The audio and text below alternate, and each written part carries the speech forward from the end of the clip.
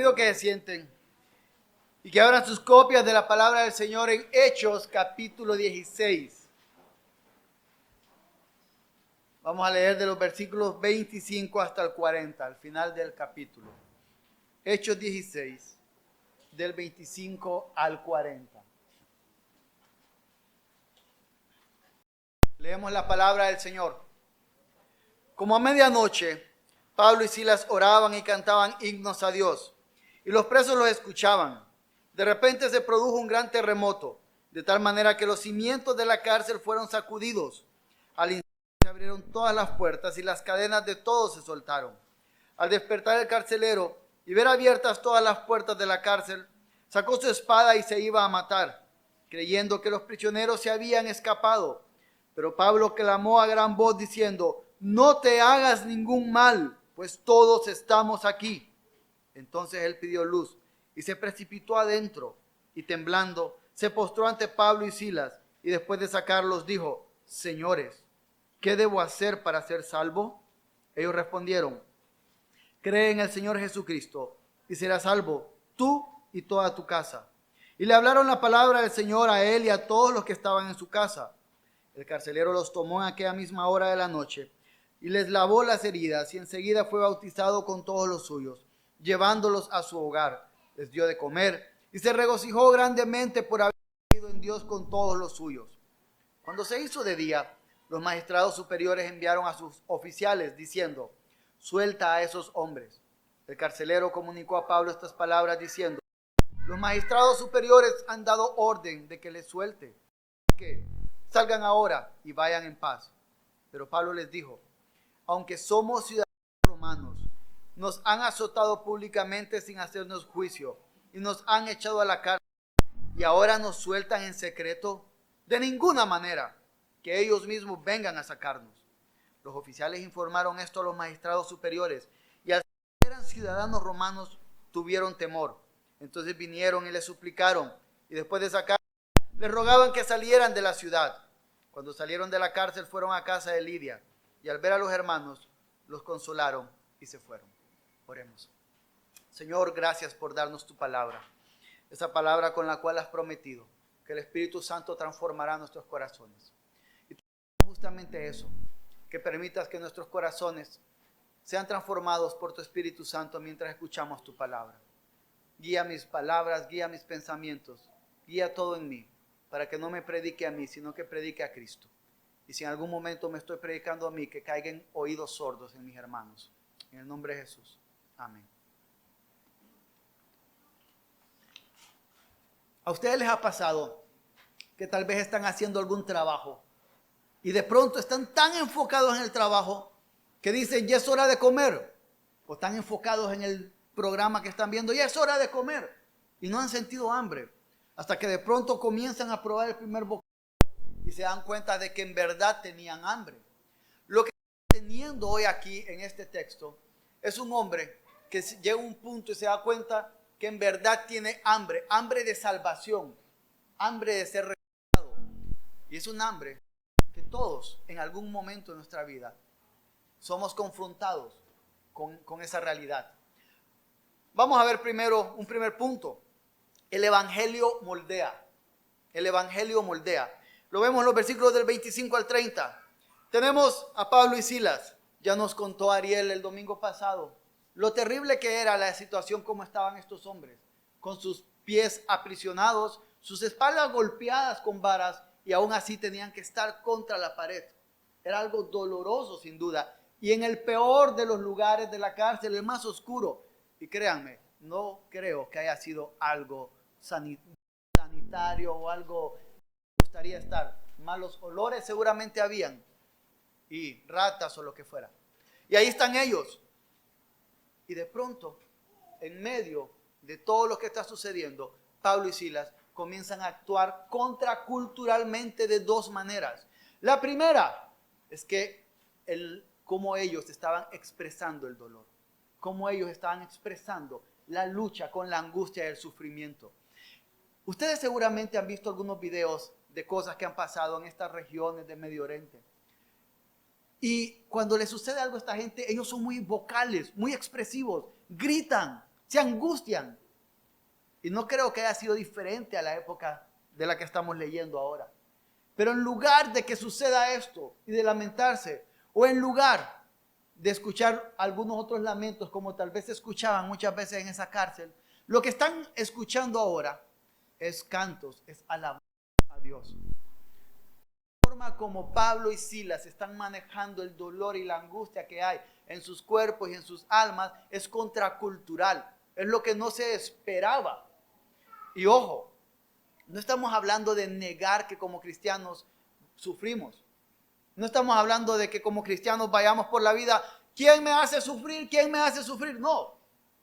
Pero cuando viene el sufrimiento, que irremediablemente, inevitablemente va a venir, es como nosotros como creyentes lo afrontamos. Como alguien que no tiene esperanza en Cristo o como alguien que sí tiene esperanza en Cristo. Es la forma como lo enfrentamos. Y esto no significa siempre callarse. Hoy en la mañana Aarón nos predicaba y nos mostraba cómo a veces el dolor hay que expresar al Señor. Y decir ¿hasta cuándo, Dios? Pero con esperanza. Y estos hombres entonces están siendo contraculturales en la forma como manejan su dolor. Pero luego también son contraculturales en la forma como manejan la venganza.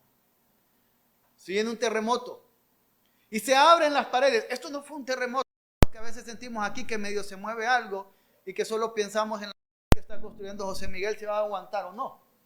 Eso era algo fuerte que abrió celdas, que hizo que se cayeran las cadenas. Y era el momento adecuado para Pablo y Silas para decir, vayámonos, porque este hombre que ha sido grosero con nosotros ahora va a sufrir. ¿Por qué? Porque si un carcelero se le escapaba a alguien, iba a pagar con su vida. Tenía que morir. O lo ponían preso, o lo mataban, o hacían lo que él hizo, o quiso hacer, suicidarse por honor, para que su familia no sufriera vergüenza. Y él pudo, Pablo y Silas pudieron decir en ese momento, vámonos. Pero manejaron la angustia que este hombre les causó, no con venganza, sino que con misericordia. Y eso es contracultural. En una época muy de la nuestra, donde muchas veces se escala profesionalmente encima de las personas, donde muchas veces se escala incluso entre los padres, entre los hermanos, para estar en bien enfrente de los padres, aplastando a los otros hermanos. No es muy diferente a como vivimos hoy. Y ellos, en lugar de promover la venganza, de alguna forma, no nos dice el texto, ¿sí?, qué le dijeron ellos a los demás presos. No nos dice el texto si ellos habían predicado antes a los presos, pero de alguna forma tuvieron influencia en los presos, porque dijo, aquí estamos todos, no te mates, acá estamos. Entonces, ante este aspecto contracultural, y cuando llega este hombre, este carcelero, sin ningún tipo de esperanza, a punto de pasar la eternidad en el infierno, le grita, hey, acá estamos. Y él llega a la pregunta importante. Señores, ¿qué debo hacer para ser salvo? Está tratando quizás por primera vez con personas que están viviendo contraculturalmente. Está tratando quizás por primera vez con personas que no están buscando aplastarlo, sino que están mostrándole misericordia. Y este estilo de vida de estos hombres fue una catapulta del Señor para que este hombre viera y conociera a Cristo. Antes de pasar al siguiente punto, la pregunta aquí es, ¿cómo nosotros, familia, vivimos en la preocupación, en la angustia? Nos va a llegar a todos, o nos está llegando en este momento. Lo vivimos con la esperanza de Cristo, recordando de nuevo, no significa no llorar ante el Señor. Vamos a llegar en angustia ante el Señor y todo lo que van a salir de nuestras bocas van a ser gemidos. Y vamos, como dice el Salmo, a inundar nuestra cama con lágrimas. Pero van a ser gemidos y lágrimas con esperanza. O estamos viviendo en la angustia, en el dolor, sin esperanza alguna, como los que no tienen a Cristo. Todos hemos sufrido afrenta seguramente. Todos hemos sufrido abuso de alguna manera. cuando ha llegado la oportunidad de vengarnos, ¿hemos estado listos para vengarnos o estamos soñando muchas veces, despiertos, cómo me voy a vengar de alguien? ¿O hay misericordia en nosotros? Entonces, este hombre pregunta, señores, ¿qué debo hacer para ser salvo? Esto nos lleva a nuestro segundo punto. El Evangelio salva. El Evangelio salva. Y lo vemos en estos pequeños versículos o cortos, cantidad de versículos del 30 al 32. Este hombre se enfrenta a una realidad. Pero recordemos que es Hechos 16. Hechos 16 nos relata acerca del Evangelio, mostrando a distintas personas la necesidad de salvación. Ya vimos a Lidia hace algunos domingos, una mujer de la alta sociedad, vendedora de púrpura. Y si era vendedora de púrpura, de telas finas, seguramente me imagino que su casa tenía arte, tenía colecciones de arte. Era una mujer con una casa grande, porque ahí se empezó a reunir la iglesia. Era una mujer de la clase alta. Y mientras ella estaba ¿qué? Sentada escuchando a Pablo, el Espíritu Santo la hizo entender su necesidad de salvación. Luego vimos a una esclava, que si es cierto la tradición histórica de la iglesia, que dice que esta esclava después se convirtió en un pilar en la iglesia en Filipos, entonces veríamos a una mujer esclava de la clase baja de la sociedad, sin nada donde caer muerta y quizás abusada, de formas como ustedes puedan imaginarse, llegando a un punto donde sobrenaturalmente, siendo liberada de ese demonio que la tenía y dejando de ser un instrumento de Satanás, viene el Señor. Y ahora un carcelero, clase media, luchador, estuvo en algunas batallas quizás, estuvo en algunas guerras, mató a algunas,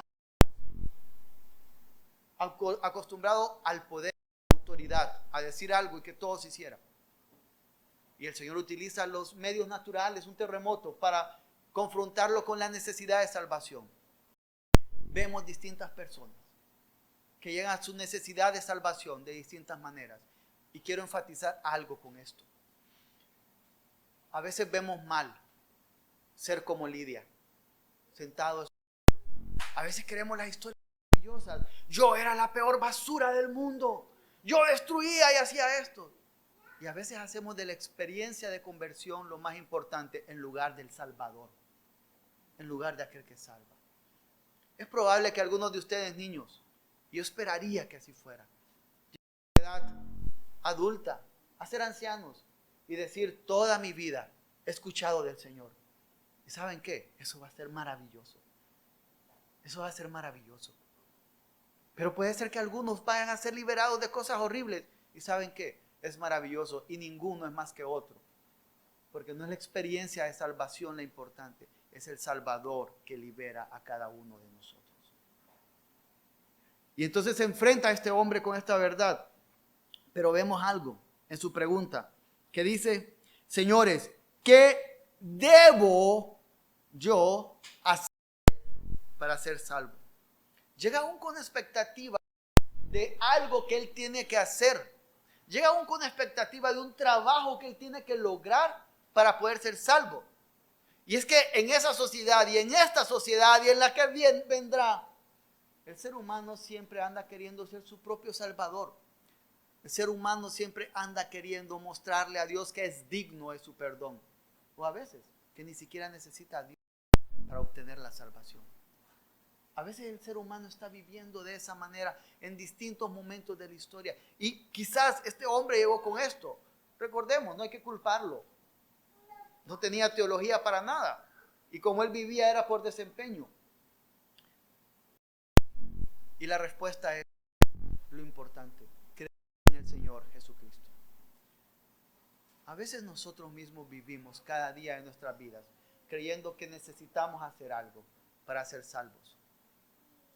O a veces, como creyentes, nosotros decimos: no, yo he sido salvo por el Señor, solo confiando en Él. Pero queremos sostenernos en la salvación por nuestras fuerzas, mostrándole al Señor cuán dignos somos, mejor que aquel otro o que aquella otra. queriendo vivir por desempeños. Y esto no es un llamado a no vivir en santidad. El Señor nos llama a vivir en santidad, pero como respuesta de la salvación que Él da, no como motivo o como forma de sostenernos en su salvación. Si usted está aquí hoy, toda su vida tratando de estar en paz, una paz que no logra entender, que no logra llegar a conocerla, es porque usted ha estado tratando de la forma equivocada. Justamente eso ha estado tratando. Ha estado buscando cómo usted mismo se salva. Y la respuesta aquí es: cree en el Señor Jesucristo. Le da una promesa: serás salvo tú y tu casa. Y es bueno que vivamos. Él está hablándole a este hombre aquí. Pero creo que es bueno que vivamos con la expectativa y la confianza del Señor hacia nuestras familias. Cree en el Señor Jesucristo y serás salvo. Ahora la pregunta es: ¿salvo de qué? ¿Salvo de qué? Si leemos Juan 3, 36, vamos a darnos cuenta salvo de qué. Hay muchos otros versículos de los que podemos ir. Pero Salmos 3:36 nos dice: el que cree en el Hijo tiene vida eterna, pero el que no obedece al Hijo no verá la vida, sino que la ira de Dios permanece sobre él. La salvación no consiste en ser salvos de un diablo que nos anda persiguiendo para meternos en su jaula y llevarnos al infierno. La salvación consiste en huir de la ira de Dios. Entendamos, el pecador no está luchando contra demonios que lo van a aprisionar, está luchando contra la ira santa de un Dios santo. Eso es lo que condena al pecador. La salvación que este hombre necesitaba, que Lidia y la esclava necesitaban, y que usted y yo y cada uno hemos necesitado. La salvación de la ira de un Dios santo. Y es imposible, de verdad es imposible, que cualquiera de nosotros, por nuestros esfuerzos, podamos estar en el nivel de santidad que nos iguale a estar enfrente de un Dios santo. Nadie, nadie. Y por eso es que necesitamos correr y ver a Cristo, que es el único que ha vivido de forma santa y que murió y nos da su santidad para que podamos estar en buena posición ante Dios. Entendemos el gran problema que tenemos cuando no hemos creído en el Señor. Entendemos de quién estamos o contra quién estamos luchando. Es contra el Dios Santo, no es contra nadie más. ¿Ha estado usted tratando de mantener salvación por su fuerza o de lograr salvación o paz? Quizás está llegando un momento donde se da cuenta que tantas cosas que ha tratado no le han dado paz, sino que le han dado momentos de tranquilidad y después vuelve otra vez la inquietud, la insatisfacción. Es porque no ha puesto su fe en el Señor Jesús. Y ahora este hombre que entendió que necesitaba salvación y que le dicen cree en el Señor Jesús y que indudablemente pone su fe en el Señor Jesús, nos lleva a nuestro tercer punto: el Evangelio une. El Evangelio une. Lo vemos en los versículos del 33 en adelante. Vemos este carcelero. ¿Qué hace? Es bautizado. Él y su familia. Sus niños en la familia. Les da la señal pactual. ¿Qué está haciendo él? Está diciendo: ahora soy parte de ustedes. De estos que más adelante se dicen que trastornan el mundo. En el capítulo 17. Ahora soy parte de ustedes. Me identifico. No solamente cree en el Señor Jesús, sino que entiende que creer en el Señor Jesús implica ser parte de una familia. Y no solo está Él uniéndose, sino que Él también está llevando a los suyos. ¿Qué estamos viendo? Dice que este carcelero tomó en aquel momento, al entender la maravillosa salvación que tenía, agarra a Pablo y Silas, lo lleva a su casa, con su familia, le limpia las heridas, se regocija en la salvación, les da de comer, les da donde descansar. Su familia está involucrada en todo esto. Y lo que estamos viendo es que ese tipo rudo se convirtió en un tipo feliz. Ese tipo acostumbrado a la batalla entiende la maravilla que tiene ahora en la familia de la fe. Aquí es un buen punto para que podamos pensar, padres. Vemos a este hombre recién convertido, cómo está involucrando a su familia y regocijándose en su familia, que también lo acompaña en la fe. A veces los padres podemos estar listos para levantar a nuestros hijos de madrugada para que vayan a la escuela o para que practiquen un deporte, pero no estamos listos para que los involucremos en la vida de la iglesia. Pobrecitos.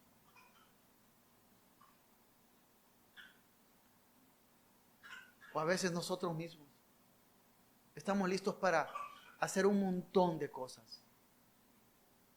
Estamos listos para hacer un montón de sacrificios. No importa si hay que agarrar el aeropuerto a medianoche de aquí hasta Comayagua, pero ese viaje que lo quiero hacer. Nos sacrificamos y hacemos muchas cosas, pero no estamos dispuestos a sacrificarnos para ser parte de la familia de la fe y disfrutar con la familia de la fe. Y podamos ver cómo este hombre nos invita a eso. Pero también vemos a alguien más que se preocupa por la iglesia, por la unidad y por ser parte de la iglesia. A Pablo y Silas.